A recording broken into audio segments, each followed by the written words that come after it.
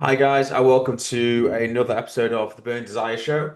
And I normally ask how to pronounce someone's name beforehand, but I'm going to give it a go regardless. Rick de la Croix, is that right? Croix? Croix, Croix. Croix. Croix. I should know that. I did French bloody for a long time, but I don't. Yeah, well, thank you very much for giving us your time. Pleasure. Pleasure to talk to you. So as usual, I think I came across a post you put on LinkedIn or something, looked into you, and I'm like, oh, this is pretty interesting. Bomberg, again, pronounced that correctly, I'm sure, but that brand I came across years ago through my ex-father-in-law. I think he had one. I'd never come across it beforehand, so that was quite interesting. But there's a lot to unpack that you've done. I feel like the place I always start from is the Steve Jobs quote of "You can't connect dots going forwards, only backwards." So when like if we go back to like your school, your early days, were you studious, academic? Were you like what subjects do you enjoy, that kind of thing? Well, yeah, I was born and bred in the south of England.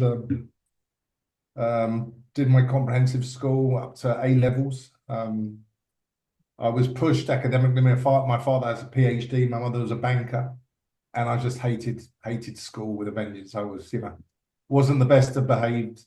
I was waiting for quarter four every day to get out onto the football pitch, and like many other young men, young boys at the time, I thought I was gonna be the next George Best or Eric Cantona, and that didn't happen, obviously. But I tried. I played to a respectable level in the Isthmian League in England, and then 17 and a half, I went to Switzerland, trialed with a team called Neuchâtel Xamax, which were a first division team there.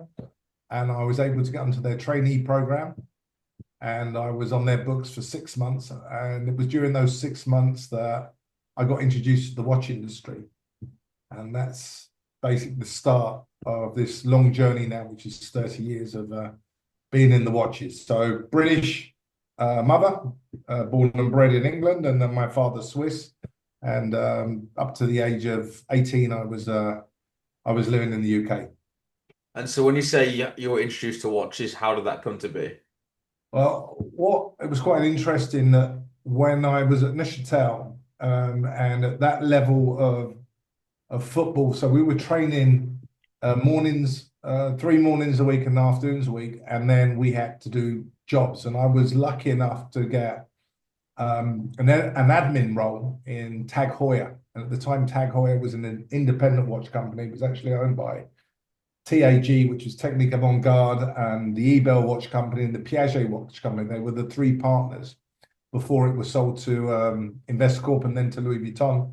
And I was working, I was going there in the afternoons, and actually the president, a gentleman called Willie Monnier, was a crazy football fan. So we clicked. I was clicked with the main person, although I was just like a trainee in the tag, but I was put through what you would call today, I guess, like a trainee program. I had to work in the afternoons. I went into the procurement department, and started learning how a watch was made, which is was cost in procurement, supply chain, design. I started right at the bottom there, but that was my entrance in. And when my football career, I realized a year later that I wasn't going anywhere. I wasn't good enough to be, in the professional terms. I had this entrance into the watch industry, and it's gone on from there. And you said that you were involved with kind of the makings of a watch from the early days. Has the cost base, obviously the cost base has gone up because of materials and things, but has the multiple by which retail prices are, has that gone up in line, or you think retail prices has gone up way overboard as to what the cost base of and actually You making mean from watches? cost to retail? Yes, Yeah, I yes. mean, what's happened now? I mean, when I started, and this was, I can give you the exact year, was 1995, 94, 95. Cool. Tag Heuer was 100% was a brand. That's all it was. So we'd buy cases from Switzerland, we'd buy cases from Asia, we'd buy crystals, we'd buy crowns, we'd buy tubes, we'd buy screws, we'd buy movements, and we didn't even assemble watches at the time, and The coefficient was a little bit different because obviously at that time there were no subsidiaries, very few subsidiaries. So it was the way that a distribution channel was really the factory sold to a distributor, the distributor sold to a retailer. There was no online, and there was no there was no very few boutiques, and there was no online. So I think the coef was lower at the time. Just because we made cheaper watches, Right. we were basically at that time. Tag Heuer was a quartz, was mainly a quartz company. It had some mechanics because it had its heritage in timing and stopwatches, but mainly it was when we relaunched the brand. When I was working there, it was the Formula One, and it was a quartz watch, and I can remember it very clear. It was $195 retail. Is that similar to the one anniversary last year? Watch the Wonders that they re-editioned. They redid it, but if you look at it now, I believe that same watch that we initiated is now 2,000 or 200, and you've got to understand as well, 2,200, and it's sold through their subsidiaries, it's sold by their online, and it's sold by their boutiques. So you can understand that taking out all the middlemen has made the coefficients, from cost to end consumer highly attractive. And that's really why many of these luxury groups decided to invest in the watch industry. And so from Tag, I get to there's a 10-year period where presumably you work for different companies until you start your own firm, which is Park Lane Partners. Is that kind of accurate? Yeah, that's correct. I worked, it was, again, the president of TAG, this gentleman called Willie Monnier. He was really the door opener, and for whatever reason, he took a liking to me and helped me a lot at TAG. And then he went to work with Zenith. Zenith at that time was owned by an industrial group called Dixie in Switzerland. They owned Mondia, Zenith, and Zodiac. And Willie Monnier were joined up with this industrial group to relaunch the Zodiac watch brand. And so I participated in that. That was, again, that was really when I got the chance to continue my understanding of the industry, not from product, but then to distribution. So I traveled the world. I visited, mostly Europe, then a little bit in the Middle East and a little bit the Far East. At the time, Europe were the big watch markets. China was closed.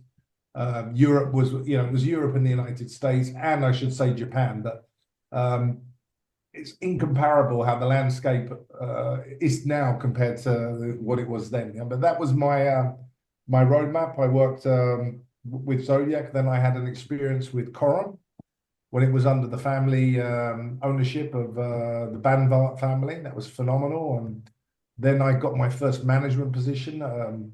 I was managing the Surisma, which was the Spanish subsidiary for Corum. And then I got given the Latin America markets, which was my first footprint into what has become now my forte. What's been, the last 25 years of my life, which has been Mexican, Latin America, and the Americas. And did you kind of fall into Latin America, or did you specifically want to work in that region? I think it was a little bit of both. I took a sabbatical. I wanted to learn another language. Zenith and this gentleman Monnier were going in a different direction. I didn't feel I was learning, and through these trade shows at the time, it wasn't the Geneva trade show; it was the Basel. Yep. And I started to meet a lot of these Latin American, retailers and distributors, and some of the stories. I mean, looking back on it is hilarious because it's like the replication of what Netflix has been about, all these stories about narcos, etc.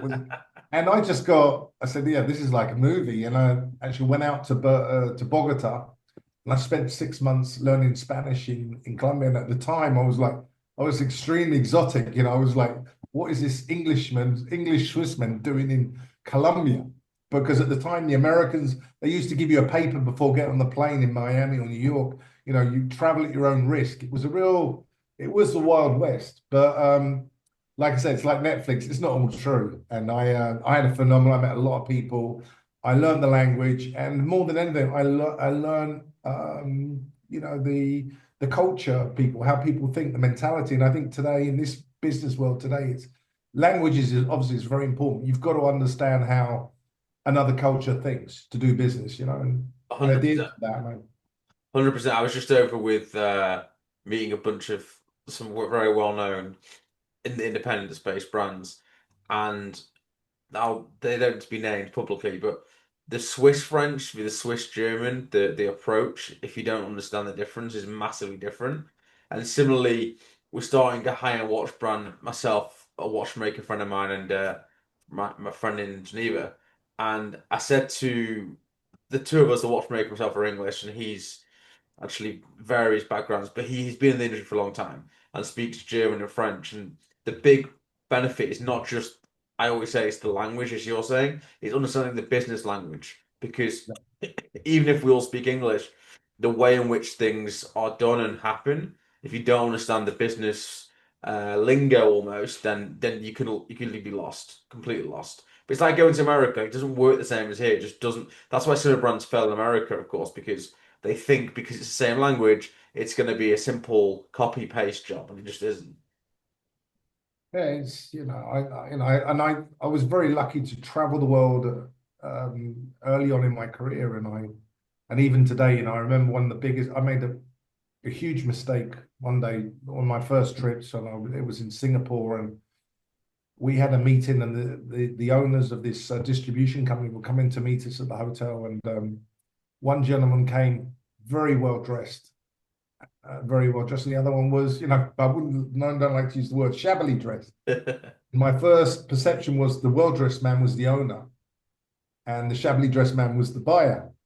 And obviously, I went straight to the well-dressed gentleman, and I said, "No, Mister, his name, I always remember his name was Yoppy Ong." I said, "Mr. Ong, very pleasure to meet you." And he refused my handshake. He said, "No, this is Mr. Ong." And obviously, from that day on, I never dealt with that customer again. He'd lost faith. I, made a very serious error of, perception, and the customer didn't want to deal with me, which is, was one of the hardest lessons. Thank God, it was very early in my career, but I learned, you know, idiosyncrasies are very important, and every culture is different. So during your sabbatical, were you trying to figure out what to do next? Was that the idea, or you just wanted to go traveling, or?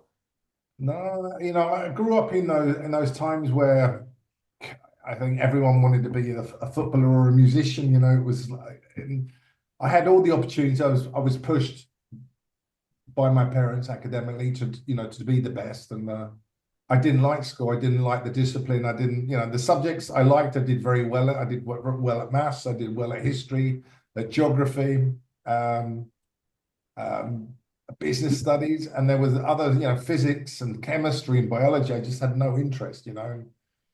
It was, I didn't know what I wanted to do outside of taking what I thought was natural, that I was going to be a professional footballer, because I was quite good in that region, that district and that county. But when it got to another level, you quickly realize that, it's amazing that the talents there are out there. And, at 18, I realized, I could play at a certain level, but never the level that was going to be a career. And so, what in 2004 made you start your own business, effectively? So if we go to the story of how it kicks off, so the Coram watch brand was sold.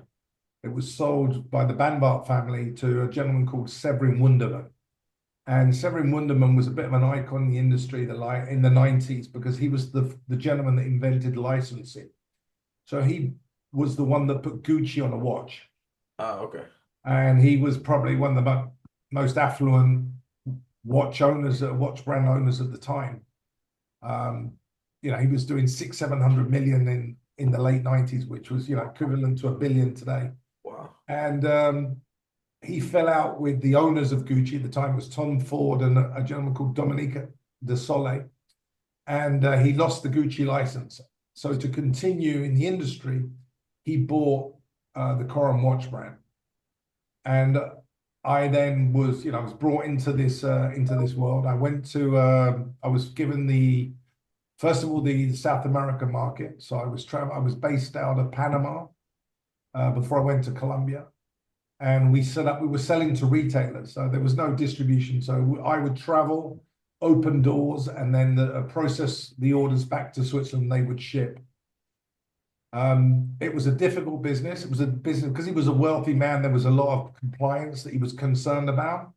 And after 2 years, my position was terminated, and I was asked to join a partner of his because he was also he was a very wealthy businessman. He had investment in the American competitor of Starbucks called Coffee Bean.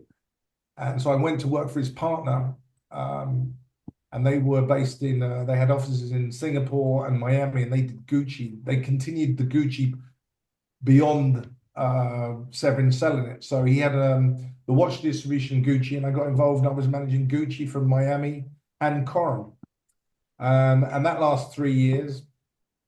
And then there was a big falling out. He passed away. New management came in, lack of chemistry. And I had the fortunate chance of getting on board probably within the first 4 months of Jean-Claude Biver taking over Hublot. And that was in 2004. And that's how Park Lane Partners started. Time and the place was, everything was fine. And we were right at the beginning of the Big Bang. I was a product, I'd always admired Jean-Claude Biver. I'd known of him in the industry. I'd seen him at the trade shows. I saw what he'd done with Omega, Blancpain. And then for him to come on board at Hublot, because the Hublot product was always very iconic. The early Hublots was of putting a gold watch on a rubber strap. And I always remember the King of Spain and all these, Giorgio Armani, all these cool people were wearing the Hublot watch. It was very distinctive. But, marketing didn't exist as it does today in those years. So Biver coming on board was like going back to school. I learned so much with him. And like I said, that was 22 years of my life working with Hublot, with Jean-Claude Biver, with Ricardo Guadalupe. And that was, that's been my life really, until 2023. I mean, for people that, because this podcast isn't necessarily by any stretch just a watch podcast, so people who aren't in the watch world won't understand the significance of Jean-Claude Biver. He's probably like in the tech world, like a Steve Jobs quite type character. He's that significant in what everything he seems to touch turns to gold, right? And can you explain like what working with him was like? What yeah, people just don't know. I mean, he is like I said, I consider him somewhat as my padrino, my godfather, because he was the one that really opened the door to my success and that changed my life. Very pragmatic character, extremely energetic. He has a way of selling, probably sell snow to the Eskimos. He's one of these guys that can, whatever culture, whatever language he speaks 4 or 5 languages.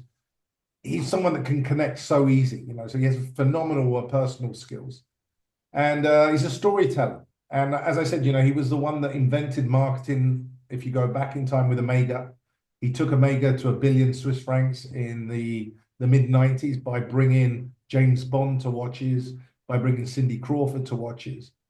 He has a phenomenal track record with these major groups. And Hublot, the product, the DNA of the product was always there. It was rubber and noble materials, and his story was Big Bang was the creation of the universe, where everything explodes and the world starts again, that comes from the ground, the rubber comes from the ground, the gold comes from the ground, they fusion together. So it was the art of fusion. So he created this phenomenal storytelling. And you have to remember in early 2000s, there was no social media. It was all done by journalists. And I remember and he took a huge gamble. So he joined the company, and I remember because I was there before the first Big Bang was actually launched. They were turning over 30 million Swiss francs, and they were losing 4 million Swiss francs a year, Hublot. 4 million a year. And he comes on board, and he's obviously taken percentage, and he brings this, phenomenal history of himself. So the press, and especially those that sell advertising, were queuing up because in his prior life, he had the budget of Omega. So he was booking these pages, and I still today, I was like, wow, what if it hadn't worked? Full pages in the New York Times, which were at the time $40,000 a full page ad. And he was buying them by 10, 15, 20. Jesus. And the Big Bang collection was only three watches. It was a steel and ceramic, it was a gold and ceramic, and then they had an all black. And we put those watches, we were all lucky because we all came from history. I came from a considerably good, strong, 6 or 7 years with Coram in Latin America. And a lot of people, Marcus Margulies, who you may remember was one of the biggest UK distributors, got on board. Jean-Claude bought all his friends from his Omega days to take Hublot because you were doing a very small investment. You were buying 3 watches, 4 watches. That was it. That was the collection. And he came out with this massive investment in media. And he was traveling around the world, giving interviews. This is going to happen, blah, blah, blah. And it just went berserk. It was the gold rush. I had all of a sudden I had $2.5 million on pre-orders where customers had sent cash and they were waiting for their goods. The phone didn't stop ringing. And that I think was not just in my territories, it was all over the world. I mean, where he had his major distributor, it was big. And then we did, I was involved in the marketing at the time. I was working with the group, with Jean-Claude and Ricardo, and we brought Manchester United. And at the time of Manchester United was the great Alex Ferguson, it was Cristiano Ronaldo, Wayne Rooney, Rio Ferdinand. So we did the Big Bang, the Red Devil Big Bang, boom, all over the world. And then Asia's queuing up, Asia wants Hublot, France wants Hublot, So how did that? Because I remember in the industry hearing about Hublot's how this Man United thing came to be, and I don't know how true the story that I heard was as to how it came to be. Perhaps you can share some light on how that partnership developed. Of which one? With Manchester United and Hublot. I can tell you the story because I was there from day one. So my father had a relationship. This is it's my father's relationship with a gentleman called Rui Alvarem, who's still with Hublot today, is he's the distributor of Angola.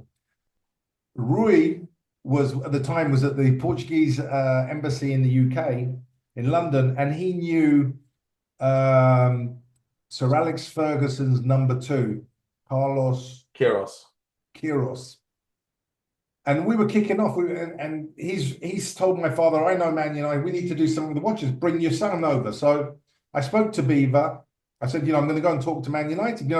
These relationships never existed. We're talking 2006, never had these type of collaborations, especially in the football world, happen. So I went over. After the game, Carlos, I bought 1 watch for Sir Alex and 1 watch for Wayne Rooney. And after the game, got invited into Sir Alex had a little wine room at the back where he would receive VIPs, and I presented him with the watch. And that was the first contact. That was how it all started. And from there, we connected to David Gill, a phenomenal gentleman, also a visionary in the football world. I invited him to Switzerland, and he met Jean-Claude Biver, and then magic happened. That's how it all kicked off. And The that watch you was presented, was that just a standard Hublot, or had you created something? no those gifts initially, were standard. But what we didn't realize was the buzz, because all of a sudden, Sir Alex wearing that watch, and remember, Sir Alex, everyone knows, is a dominant figure, Man United, like in the football world, but him wearing that watch was an inspiration for other football players. So all of a sudden, we had the full Man United squad wanting Hublots. And if you go back in time, you may remember, still today, Cristiano Ronaldo, he's an ambassador of another brand, which I don't want to mention, but Yeah. he wears Hublots all the time. He must have a collection in the millions. It's amazing. Wow. So, perhaps it's significant for them in their history and their career, but that's how it kicked off with Man United. Yeah, so I heard a story very similar. I just never knew you were the person involved until I happened to read through LinkedIn, and I'm like, oh well, you're the guy that actually did this. Because I heard the story of this South American guy who came to United and did that, basically what you just said, but never knew it was you. That's wild. Yeah. I did during 20 years, I probably did about 60 collaborations. I worked with, Pele, with Maradona, I did, um, Flamengo, Boca Juniors. That was in the soccer world. It was phenomenal because, now people, you may look at it a little bit as cheesy, but at the time, it was organic marketing because we didn't have money. What a lot of the guys that they like to criticize is that was the way a business went from 30 million to 20 years later when I left to close to 800 million. Wow. So, and then, until Louis Vuitton came in, there wasn't money. It was all creative marketing by saying, we'll do you an edition, we'll do something special for you. And of course, now going back to it, it's something that people like to hate on. But initially, that's what built Hublot for it to be sellable to Louis Vuitton, to LVMH. What period did was it independent at the beginning and then it sort of LVMH at the point? Yeah, so when I started, it was owned by a gentleman called Carlos Crocco, an Italian gentleman that had a very long history in watchmaking. His family had been in for generations, the biggest distributor in Italy. They were the Longines distributors, and then their family company, Binder, had a lot of licensed brands, and they had their own brand called Braille. But they were like mega, they in Italy, they were the Japanese, they were bigger than Seiko and Citizen put together. Right. So he bought Hublot, and then he brought Jean-Claude Biver on to turn the company around. Jean-Claude Biver had left Swatch Group. He'd had a brief relationship with Frank Müller, and then that was his, coming back to glory. It was Hublot. And it also, as you mentioned who you worked with, like the likes of Jay-Z, that kind of, how did that come about? Those sort of relationships? I tell you all of them. Jay-Z's another one. So we received an email from Rock Nation that he was going to be in Switzerland, and he came to the factory in Neon, and the conversation was, I'm going to show you how to sell watches. And he wanted to do, he was going out, he was creating his own brand, which was called Sean Carter. There was never a Jay-Z watch. It was a Sean Carter watch, and it was with the Maltese cross. And he showed us how he could sell watches because he put Hublot in one of his songs. I don't know if you remember the famous cliche. I can't remember exactly how it goes, but everyone was singing that song because it was a monster hit. But when it came to the watch, he wanted to be involved in every step, and it was very difficult because it was a Sean Carter watch. Nobody knew who Sean Carter really was. He wanted to design it. He put a Maltese cross because at the time that was part of his business, his Sean Carter DNA branding. Didn't sell.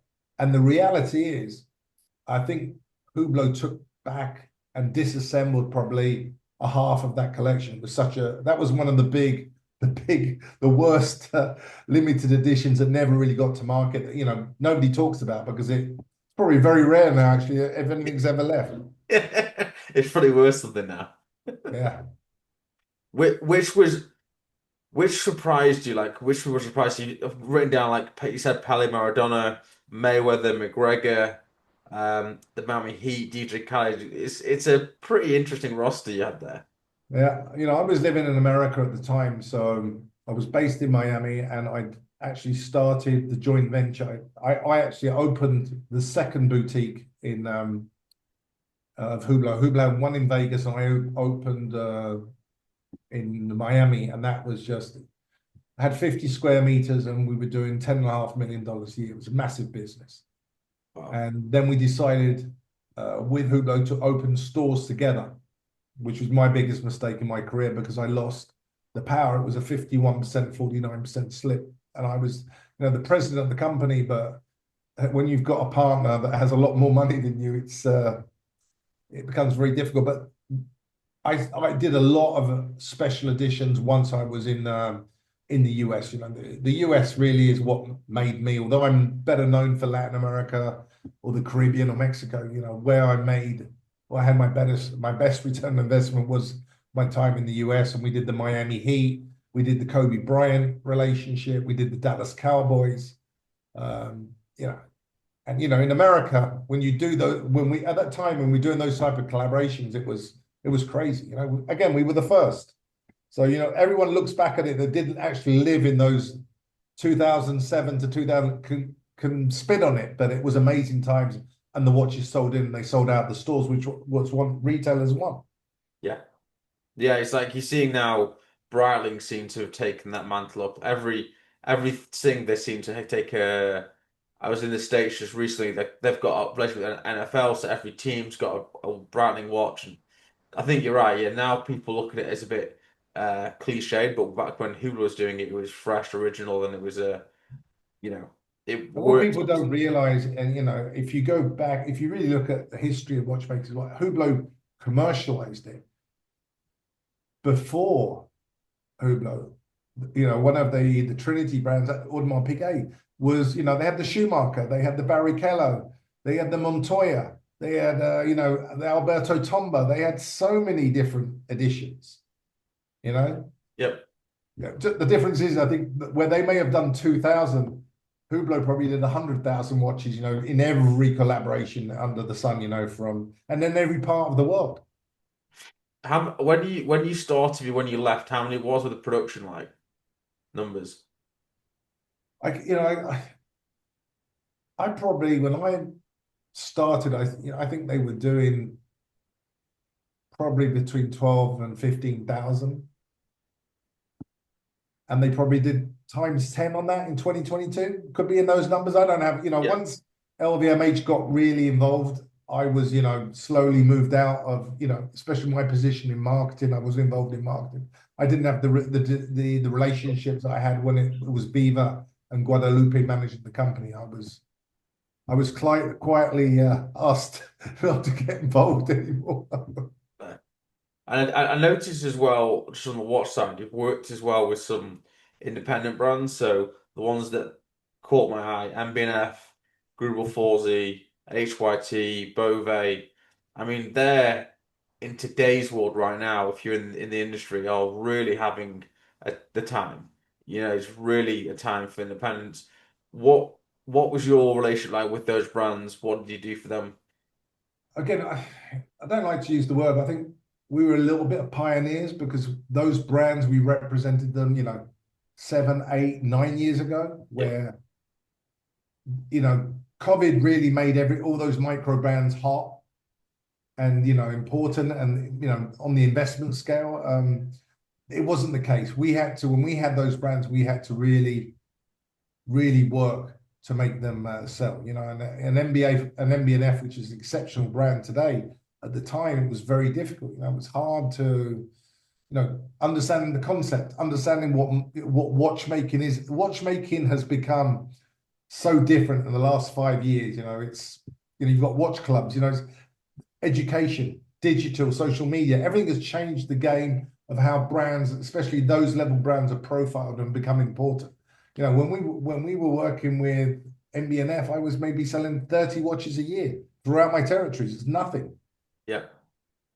Global Forsey, we may have been selling 12 to 15 watches a year. But I mean, the brands, they were happy because they had, Latin American clients and they realized there was a potential there, but it's incomparable on a commercial level to what it is today, For sure. I read that you did quite some pioneering as well with the cruise industry. What happened there? How did you get involved with that? So when I started the Caribbean, was a very traditional distribution because the Caribbean islands, it was basically hotels. You take a flight and you go to a hotel and that's it. You spend time on the beach. The cruise industry over the last 20 years, I think it's 12 million cruisers that cruise, Wow. of which 85% are North American, and they get on a cruise. And there's different level of cruises. You have your Club Med cruise, and then you have your Four Seasons cruise. The luxury has come to cruising. You can get on these ships. They've got 5-star restaurant, 3-star Michelin star restaurants. You've got now you've got a Rolex boutique on MSC. It's shopping.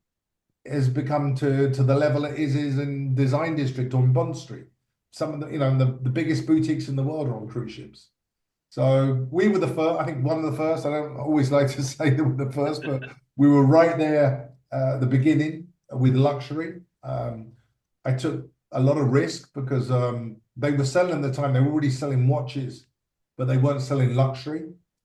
And we created for the cruise ship industry, especially the Starboard Group, which is the largest concessionary holder of watch licenses. So to be able to sell on board, you need a watch license. And we created experience. So we would take watchmakers from Switzerland, and we would do like is done in many markets. We have the watchmaker, and we'd assemble a watch. We'd invite the customer. So they could finish the assemble and finish the watch. We'd do watch talks, and that's what the cruise ship wanted. They wanted their customers to have an experience and then a reason to buy. And I put a lot of time and effort on an investment of investing in cruise ship sales all around the world, and that became a very big part of the business. And possibly the reason why in 2022 LVMH decided to not continue our relationship and go direct, because it was such a big part of the business. It was a very difficult business to take over, but they did it being LVMH. And you then, at what point do you decide to do your own watch brand as a Bomberg? Where does that like fit into things? Uh, 2012, 2010, I had a scale of brands. So, I did licensed brands. Obviously, I had Tag Heuer. I had brands like Fendi, Maurice Lacroix, a lot of entry price brands. And I started to say, well, why am I investing in somebody else's pocket when I could be doing this myself? I mean, I had the distribution, I had leverage to put the brands into the markets. And at the time, I had this very bullish attitude that I could be a distributor and a manufacturer, especially with my background, understanding costs, supplies, assembling, the basic engineering of a watch. And I started my own brand. If we go, what are we now? 15, 20, 2012, yeah, going on. Would I do it again? Definitely not. It's been a headache. It's mine. It's something for my son. Have I made money? Absolutely not. Have I lost money? A lot. Because, I got into, if you know how to dance tango, don't try and dance rock and roll. It's when you're good at something, diluting time and effort and energy and investment was my biggest professional error. If I'd stayed in my lane and I'd just done Hublot, I'd be, there'd be a few generations in private schools. So what did you learn? Just like you didn't know that it was just a completely different business, basically. It's a different business. You can't duplicate oneself, and I'm very demanding on myself. I in the last 20 years have dedicated my life with sacrifices to my family and to my health. That was the reason of my success, because I was always available to customers and the salespeople of customers. So I built relationships, but a sacrifice to other things. And I couldn't dilute myself. I was seen for many years of being, one of the three people of Hublot. And I didn't have time for Bomberg. So I hired managers. And, I'm a little bit like an owner of a football club. If we lose 3 games on the trot, you're fired. So I was asking people things that these people weren't capable of doing because I was expecting what I give. Sure. And that was a mistake. If I'd been mine, 100% mine and dedicated, perhaps I'd done better. What I shouldn't have done was do it at all. But, it's too late now. I should have stayed being a distributor because I was good at distributing watches. I understood the structure, what was needed, and the people that in my organization, what they had to do. When you go into watchmaking, it's a different world, a different structure, different mentality. And it's very hard to make money. It's very interesting and refreshing to have someone be just frank about things. Whereas I think today's world, everyone's just every career is perfect and that happened, and it's nice to hear someone actually being real and saying actually it didn't work out because it's not my lane. And I'm being polite. I could use the F word a few times, what I did, but you know what? One thing about my life is that I've got no regrets, and It's great. I've had a phenomenal professional career, and I've done well personally. Could I have done better? Yes, but I can only teach my nephew and one day my son and people that work with me what I did right or did wrong. So if they have the opportunity, they take the right decisions.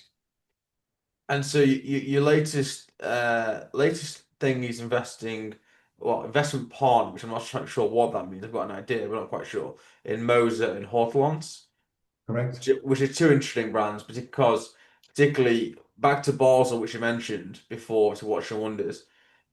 I remember going to, I forget which hotel it is, opposite was it the Hyatt or something or whatever, where Moser used to be, and Hortolans, and I think Urwerk were even in there, and it was like, it was so, like, you have to know, like, no one even went there, like, it was We had like, to cross the road, right? It was a little tent.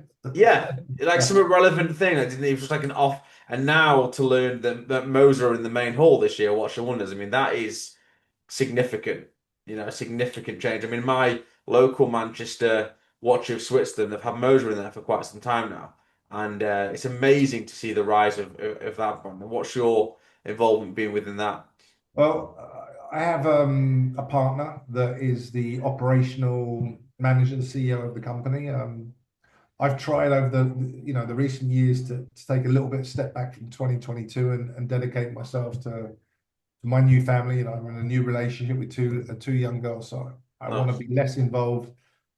And I've got a very good partner that he takes care, he manages it, and I leverage where I can and where I need to relationships at retail level. I've got again very strong relationships with many of the high end, the premium retailers in the region of the Americas, and I help where I'm needed to help. It's a brand that is being very well managed, very intelligent. There's a great brand and movement strategy, thought out, and they seem to be doing everything right, from marketing to product to price. Um, the Melon, the Suns are doing a phenomenal job, and we've had two record years where you know I'm just dumbfounded with the numbers. It's sell in, sell out, and we've got collectors. We've got that watch nerdy group. I don't know if it's a nice word to use, nerdy, but people that Enthusiast. ask questions. I never asked 20 years ago, but you know, phenomenal. I'm very, very happy, and we're very proud to, be their partner in that region. And you're also involved with Frank Muller of today. Yeah. Frank Müller, I started again with a partner, but I'm a little bit more involved operationally because it needs a lot of love. It's a brand that I've always admired. It's really is a little gold mine in the sense it has everything but marketing. And the family, the Simakis family that own the brand, have said we've never had to invest in marketing because everything sold itself. So we are now in this relationship where we've basically opened the distribution in the Americas around 20 doors of the premium level, and we're trying to regenerate love, interest. It's got a phenomenal history.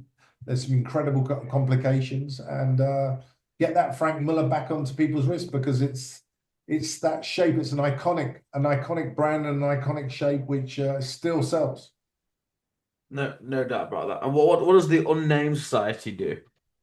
So the Unnamed Society is again one of my projects which I shouldn't have done, but out of craziness and passion and boredom, I launched in the late, I think 2018. I wanted to create art, all types of different art, and give the platform to the many people that are the real rock stars of their world. Be it clockmakers, be it engravers, be it knife blade. I've done knife blades with master bladesmiths, and I've created this brand where there is no person, there is no owner, there is no personality, there's no director of sales. It's always the product, and it's always the creator behind the product. The artisan that is the star. And we've done now 4 projects. We did a knife project where I brought together 50 greatest, not 50, we did 50 knives with 22 bladesmiths from around the world that created one design of knife based off the Bowie knife. And we did this incredible collection, which sold a little bit less than $1 million. It was bought by a Middle Eastern collector. And then I've done, inspired by the pistol, the Colt 45 pistol with Lepe. So I worked with Lepe on two different developments, the Winchester and the Colt. I always think that guns are a very provocative way. I'm a provocative person, so it's not about the weapon. It's, you know, what the history behind the weapon was Sure. about. Obviously, it's always a a discussion that's debatable when you start. You know, we couldn't get onto Instagram. We were banned by TikTok. But we sold, you know, we've sold now about 400 of those different articles. Wow. And I'm launching this year my fourth collaboration, which I created my own clock movement with a master watchmaker, Emilio Boucher, that worked at the time with the Harry Winston Opus collection. Yep. Yep. And he developed clock movement, which I'll be presenting the next 6 to 7 months with the biggest humidor, the most prestigious humidor maker in the world. So there's some interesting news coming out on the pipeline there that will come later on this year. I gotta check that out because I saw on Instagram you're a cigar guy, which makes sense given you're in Latin America. I'm also a cigar guy. Yeah. And last thing that I noticed, just somewhere creeping in, was you were involved with Tottenham Hotspur Football Club for a good number of years. So David Gill introduced me to Daniel Levy, and you know, I said football was my passion, was my dream, and I'd been involved. Well, and with Hublot, well, you know, how many projects I don't know I've done, but umphless projects. With footballers, you know, very good close friends that, you know, are in the football world. And I think Daniel saw it as a possibility. I don't know if he thought at the time, well, Hublot's going to come on board if he comes on board. Right. But it was a passionate period to be, you know, part of the club. And it really made me understood the business, which I didn't see it. I was the passionate fan. And when you're on the other side of the fence, you see it's a business, and the players are not, most of them are not loyal to the badge. You know, they're more loyal to the contract. And obviously they'll give everything they've got, but if they get more money, they're going to move. Tottenham will Sure. go to Arsenal, Arsenal will go to Chelsea, and go on. And you know, I saw that, and I saw the insides of the football world. But it opened a lot of doors for me. You know, all around Europe.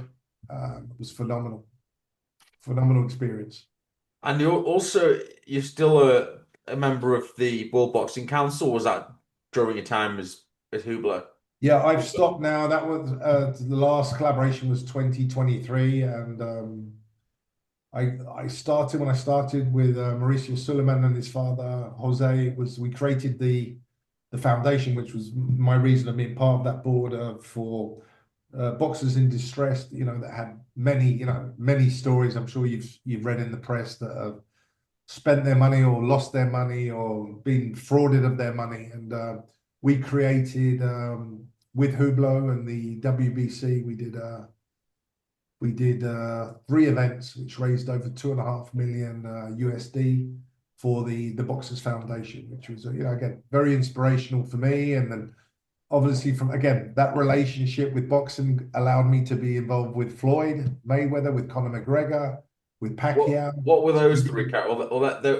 Okay, three characters. What were those three characters like? Well, I would say the first that I met that brought me to tears was Muhammad Ali. I met him 4 months before he passed in Cancun. Wow.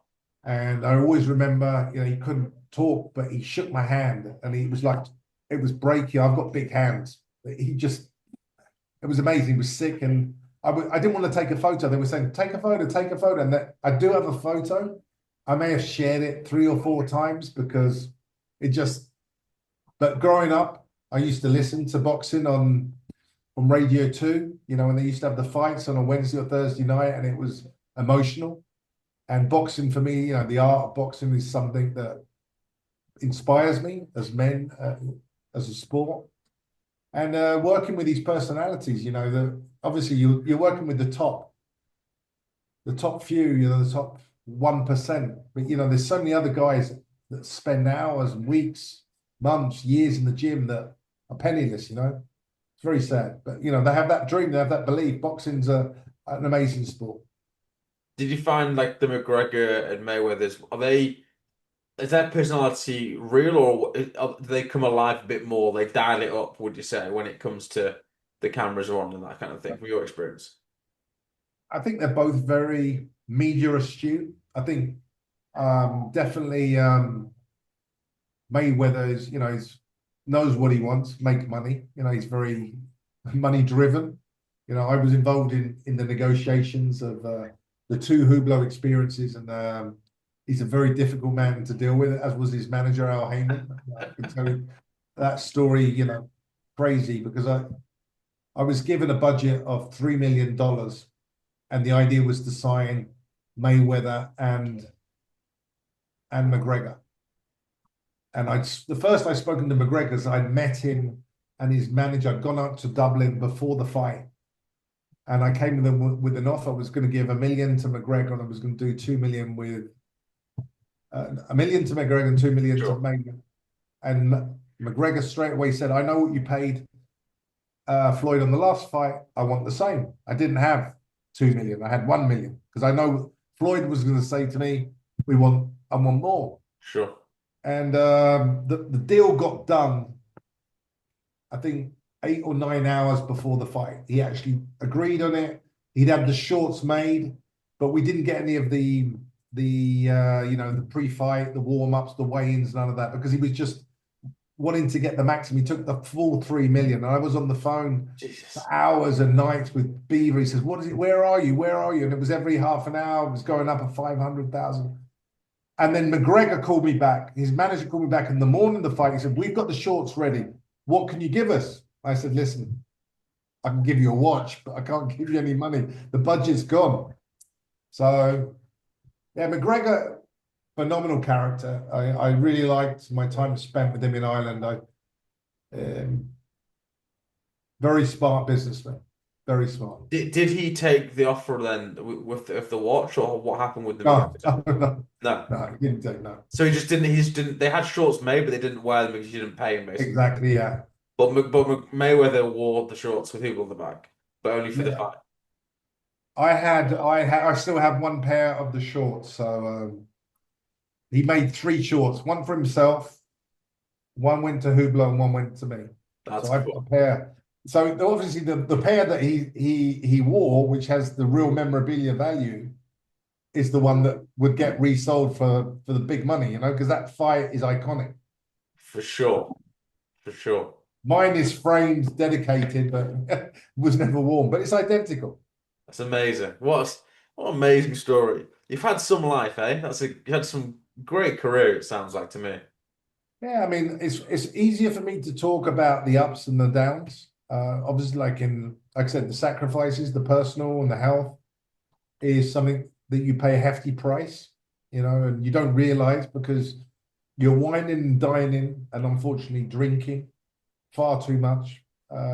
People don't realize, if you're on a plane, 6 nights a week, 6 days a week, then you're receiving a glass of champagne as you get on the plane. You probably have a glass of wine during your meal because there's nothing else to do. They give you these mini bottles, terrible food, and then you go into your lunch and then the dinner, and then you start adding all that up, and it has a tremendous cost, and I saw that as I got older, and I had to make very important life changes, lifestyle changes because it could easily kill you.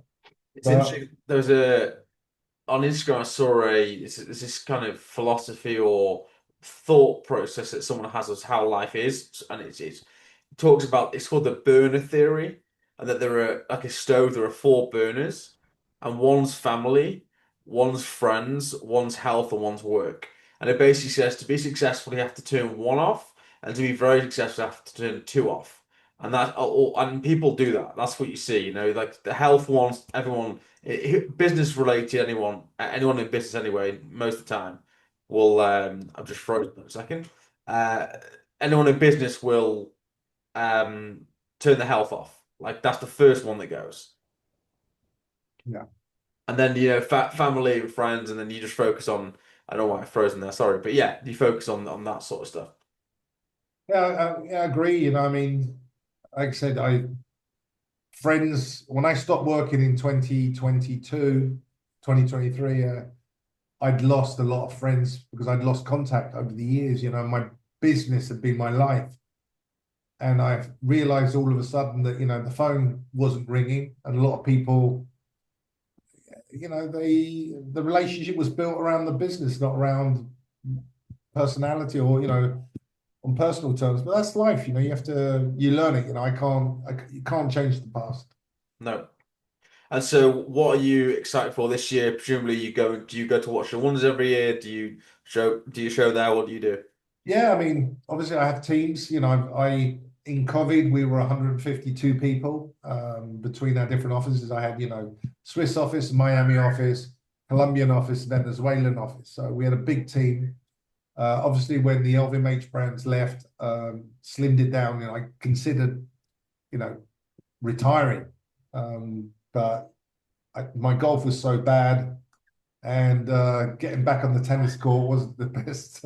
I am playing tennis and paddle at the moment, but Nice. it's stressful on the knees. So I got back to work to keep my mental focus there and obviously not give away years of relationships. So I've built this structure where I'm an investor. I invest in distribution. So I invest um, with people that I feel have aptitude to manage a business. I coach them. I use my relationships or leverage my relationships that I have to help them build the business. And I take a return on investment on the business. And I try to stay out the day to day. I don't want to get involved anymore in brand politics because, that was another thing that was very costly at the end with the corporate groups that, made it not so fun anymore. And I'm helping these my partners grow a meaningful business, and we'll be announcing in the next few weeks new brands that have decided to join. Nice. Have asked us for that believe in us, and so we're growing our business. And my nephew's joined the company this year. My son, he's in computer science, but business intelligence is looking to join the forthcoming future. Amazing. So I'm building a new roadmap of life. I'm healthy. Great. I'm focused. I'm hungry.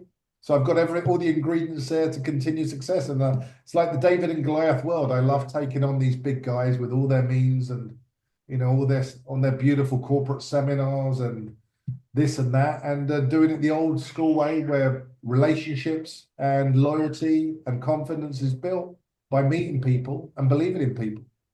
100%. And I wish you all the best. And I just have one or two questions I'm thinking of off the top of my head, which is you must have seen a massive change with where the pre-owned and secondary markets come into play.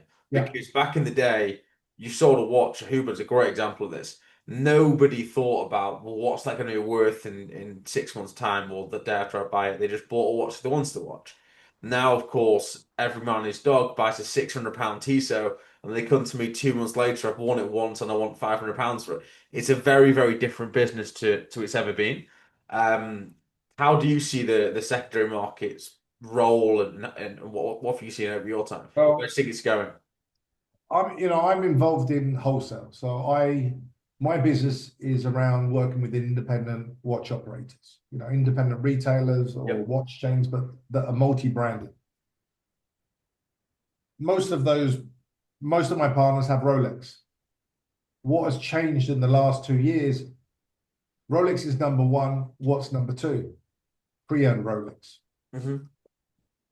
We're starting to see that, the pre-owned business for retailers to keep, to fight against what is being, what is there, the online, like I said, I don't know how to, these watch online sellers that, the retailers have said, we've got to fight, we've got to keep, as an AD, we've got to keep our Rolex customer and we've got to give them another option to keep on buying from us, which means he can sell us back as a Rolex and we can continue trading. Sure. And I think that's the future. And I think you're going to see continuity in the few brands that are still in multi-brand wholesaling, which is a little bit of Patek.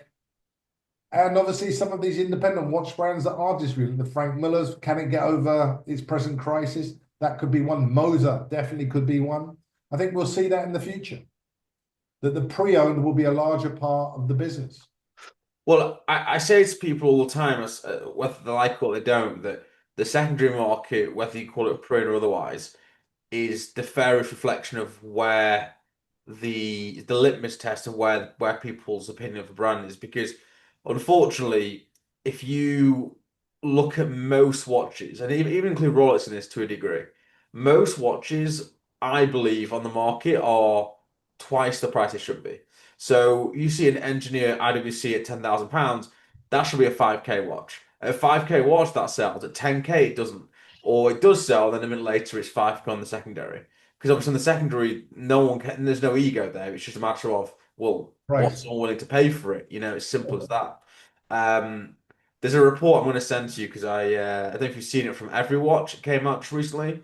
It's quite in depth. It's 48 pages, but like there's some really interesting information. It talks about CPO, certified pre-owned for people who are listening or watching don't know what that means. It's basically Rolex's pre-owned play, their official play, and they reckon now that it's doing $500 million globally, of which the biggest section is Boucheron, obviously owned by Rolex, and then Watches of Switzerland. But there's a lot of other insights in there in terms of like group where Grubel Forsey is and FP Journe, and it shows independence and various other things. I'll send you across because I downloaded it myself the other day. It's pretty interesting.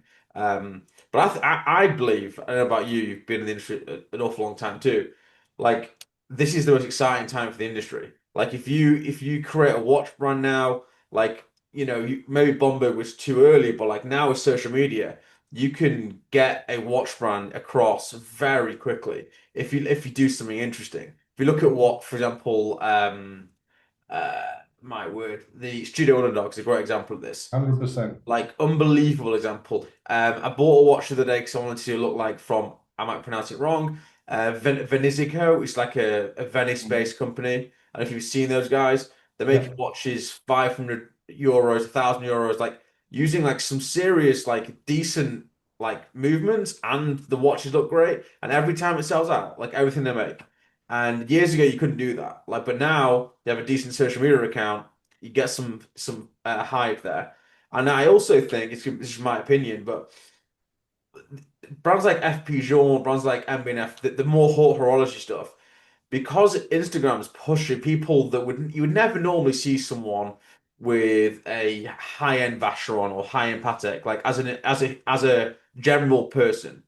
But now you're seeing people flexing the latest whatever. Of course, sports stars has always been a thing, but I'm talking about collectors.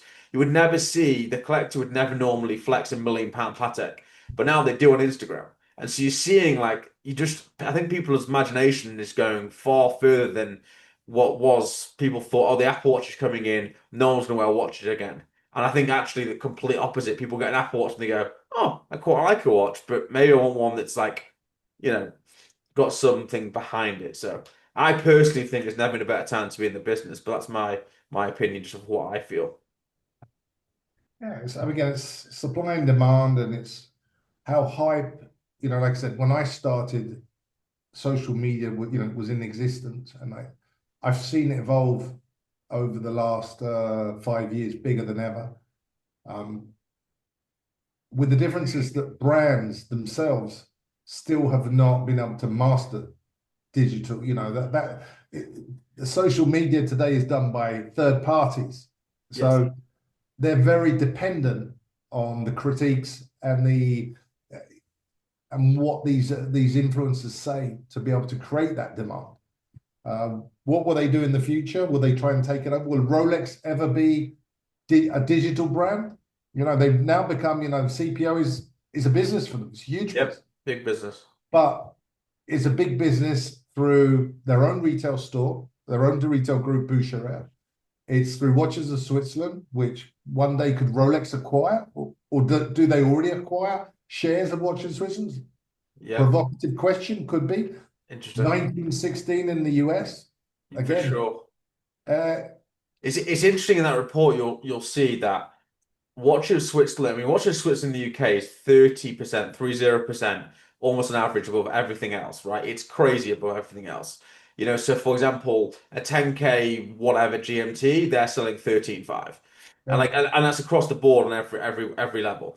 But I know from people that I know, they're doing phenomenal business. They're doing $80 million a year right now, according to every watch. And they're selling watches every 60 days, they reckon. However, if you look at 1916 or Boucherer, their average sale price is lower by like $2,500, but they're selling every 40 days. But of course, 1916 comes from Goldberg, etc., and Watchbox, and was a pre-owned specialist, so they're going to be savvier. Whereas Watches of Switzerland is a authorized stockist, where this is like an additional part of the business. So you can see in the numbers the philosophy is different. But if you can stretch another $2,500 out, and you can afford to last another 20 days with a watch, I guess why wouldn't you? I just yeah. think the fear I have, well, not for me, it's not my business, but if I was running a watch at Switzerland, I was Brian Duffy. The problem I've got is, what if when that client comes back to you, they spent 30,000 on that Daytona, that steel Daytona, it should be 20, and they come back 2 years later and you offer them 15K. Like that becomes, it's not now, it's a few years down the line when these CPO people come back in, and that's when you got a problem. The other problem I see is when I went to Boucherer Geneva, so their main shop, on the fourth floor, she pulls out a drawer, the lady that was showing me, there must have been 30 Submariners there for sale right now. Well, downstairs it's telling you can't get a Submariner, but upstairs, and that was low stock, she tells me as well, right? So I'm like, are they not making a rod for their own back here because they're now showing that these things aren't as finite and luxury? Because upstairs I can get anyone I want. So I don't know if that's going to happen in the next decade where people are going to go, but if I can get one anywhere from Rolex themselves, you can, I get competing with yourself, I get that, right? But I think in this instance, Rolex tries to be luxury and I can't get it. But if next to the one that I can't get, I can get it, but it's just more expensive, at some point, if we're going to switch on to that, I think so, but that's my opinion. It goes back to the basics of the economic supply and demand. And Yep. we've got, Rolex can turn off the tap. If they stop production for 2 years, they're not going out of business. It's what sometimes is shocking to me is, like you say, you see some of these grey market operators out of New York, and they pull, 50 Submariners steel, or two tones or Kermits, or where are they coming from? And who's controlling this source from Asia? And it was very interesting last year with the tariffs, how the grey market, how many were on the verge of going under. Yep. They were in serious problems because there was no stock in the market, Yep. and people weren't those that thought they could get, plus 20, plus 30, realized that the buyers aren't there. There is like you said, 2,500, 3,000.